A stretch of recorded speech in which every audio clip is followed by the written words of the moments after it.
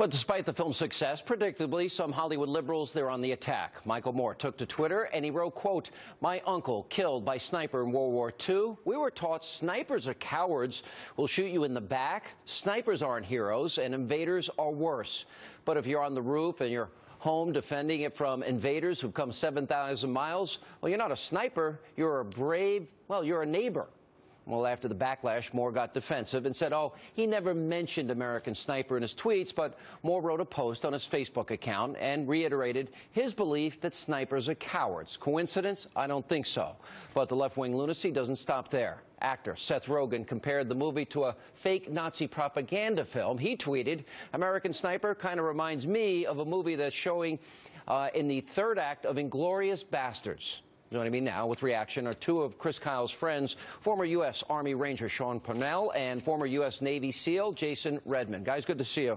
Sean, let me start with you. Look, I know my reaction. Navy, SEALs, our military protect Michael Moore and Seth Rogen's right to be dumb and ignorant and idiotic in their comments and even mean-spirited. But what's your reaction? Well, Sean, first of all, don't hold anything back about how you feel about their comments. But second of all, I think, you know, he's backed. Michael Moore's backed off of his comments, but to me that doesn't mean anything. He really didn't, though. He's still saying snipers are cowards. Snipers are the guys that save the lives of American troops that are about to be killed. That's their job. I'm with you. I mean, the definition of cowardice is not taking accountability for your own words.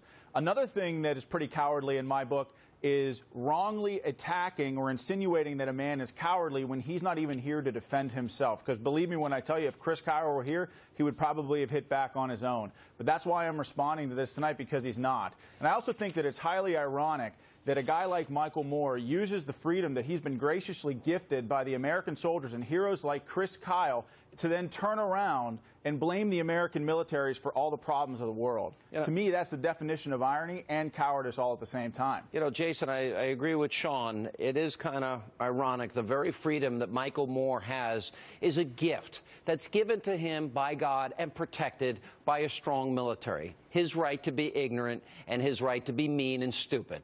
That's protected by the military as well. Yeah, I find it interesting that Michael Moore, you know, wants to come out and say that snipers are cowards. I looked up my own definition. It says a person who lacks the courage to do or endure dangerous or unpleasant things.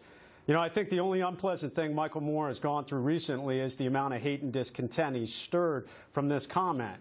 And him trying to step back from it, well, you know, to utilize sniper analogy here, you know, once you fire that shot, you can't take that round back. And that's what makes our snipers so effective and amazing on the battlefield. They've done all this training. They do all these calculations. They don't fire that round without thinking through the decisions that they made on that target. Michael Moore obviously didn't think through that decision before he fired this shot off. Yeah, the movie was amazing. When we left here Friday after we did our special full hour on American Sniper and Chris's dad and wife were on the program, you know, this is how the New York Times characterized this. They said they were surprised. We were expecting $60 million at that point. The movie had a $105 million weekend take, which breaks all January records and by every definition is a blockbuster film. But the New York Times said, oh, they were surprised. Hollywood was surprised. A conservative heartland crowd surprised Hollywood by its size. You know, doesn't that kind of tell you a little bit about New York, Hollywood, the D.C. crowd, Sean, that they kind of don't get that red part of America, the heart and soul of the country? Yeah. Anytime I see comments like this, I think, you know, comments whether from Michael Moore or Seth Rogen, I think what it does is it underscores an inherent anti-military bias in Hollywood. And I think that if Hollywood could just get past that bias, you'd see more military blockbusters that celebrate American exceptionalism, selfless service, honor, and integrity on the battlefield. And, oh, by the way, they'd probably make hundreds of millions of dollars all at the same time. You know, right off the top of my head, a couple of stories that come to mind are The Trident and maybe even Outlaw Platoon. You know, Jason, it's interesting because it got 6 nominations for Oscars. I assume the Academy of Motion Pictures now got what they wanted because probably a lot of people are going to watch the Academy Awards probably to watch American Sniper get snubbed by a movie that most Americans did not want to see, because the next highest grossing movie was only $21 million this weekend. I think Selma, for example, rounded up the top 5 with $10.3 million. So I would fully expect that American Sniper gets snubbed by the Hollywood elites. Your thoughts? I don't think it really matters, Sean. You know, it doesn't really matter what Hollywood thinks. You know, they're going to try and drive the messaging. They are a loudmouth minority that want to try and drive their views and agenda.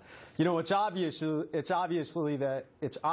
the American people have stepped up and shown what they're looking for. They are hungry for leadership. They're hungry for heroes, and that's what our American military has been doing for the last 13 years since this war broke out.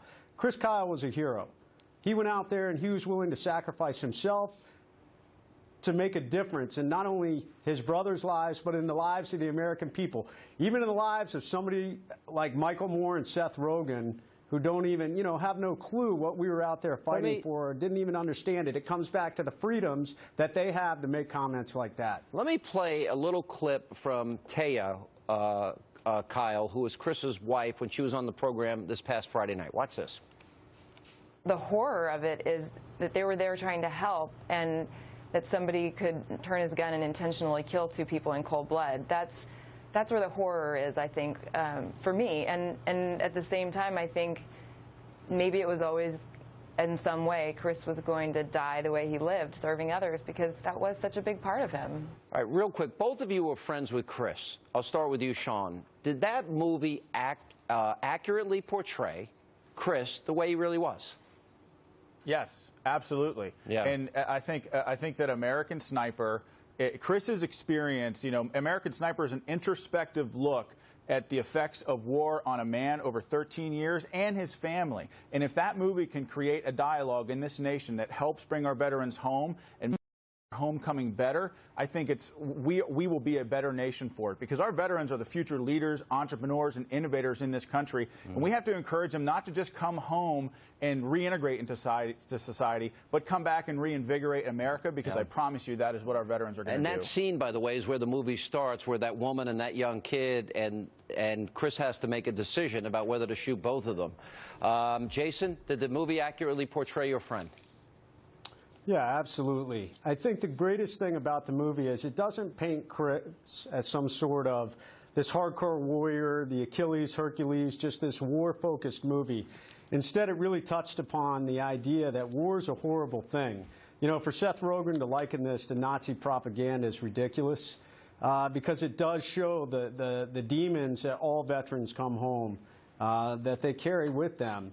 And Chris carried them, obviously, like I said, when he made those shots, when he did those things, he was doing it to save lives. But it also showed the heavy burden that comes with fighting our nation's wars. And that's something I think neither Michael Moore nor Chris Rogen could ever understand. Yeah, they're both ignorant, elitist, narcissistic Hollywood has-beens, both of them. So, all right, guys. The movie's Sean, I got it. Yeah, real quick. If you'll allow me, I got an interesting point about Seth Rogen. I was taking a look into him. And Seth's a dual citizen. So he was born in Canada, but now he lives here in the United States. In June of 14, he made this comment. My dad is American, so I've always been an American citizen, which is very nice because it's made my life so much easier. Yeah. So, it's so much Seth easier Rogen, on behalf of all American veterans who fought for your freedom, you're welcome. Well said.